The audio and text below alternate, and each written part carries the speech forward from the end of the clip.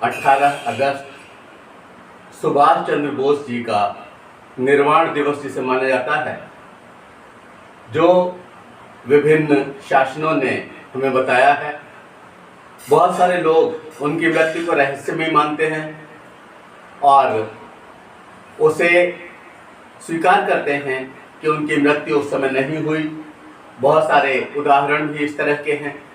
कुछ लोग इसमें विभिन्न नेतृत्वकारी शक्तियों का हाथ भी बताते हैं, लेकिन इस विवाद में न पड़कर मैं यहाँ केवल उन गुणों की बात कर रहा हूँ जो कि सुभाष चंद्र बोस जी से आज भी लिए जा सकते हैं। एक है उनका राष्ट्रवाद, राष्ट्र के प्रति समर्पण का जो गुण उनमें निहित था वह आज हमारे द्वारा अंगीकार किया जा सकता है, और जब तक शरीर में खून दौड़ रहा है तब तक उस राष्ट्रवाद का निर्वहन किया जा सकता है।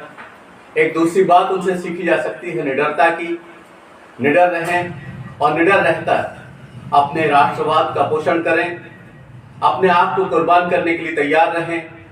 विभिन्न तरह के स्वरूप धारण करके भी केवल एक ही सपना मन में हो कि किस तरह से हिंदुस्तान की आज़ादी हो। एक और बात कि बहुत ही विश्लेषण के बाद कुछ निश्चय किया जाए, और अगर निश्चय कर लिया जाए तब फिर उस पर अडिग रहा जाए।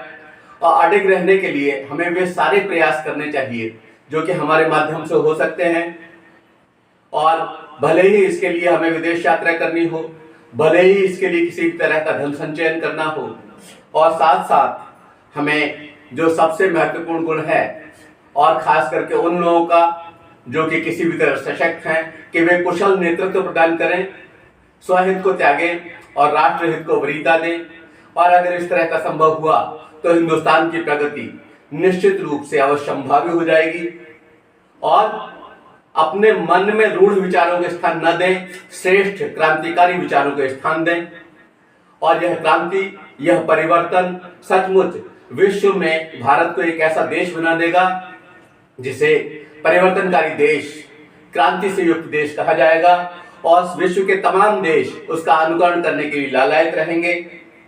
एक और जो उनका गुण था सच्चे समाजवादी का, समाजवाद का दिखावा न होकर के सच्चे समाजवादी के रूप में हमें अध्ययन मनन करना चाहिए, और उस समय के साहित्य का भी अध्ययन करना चाहिए जब वास्तव में समाजवाद हमारे यहाँ पोषित हो रहा था, पल्लवित हो रहा था।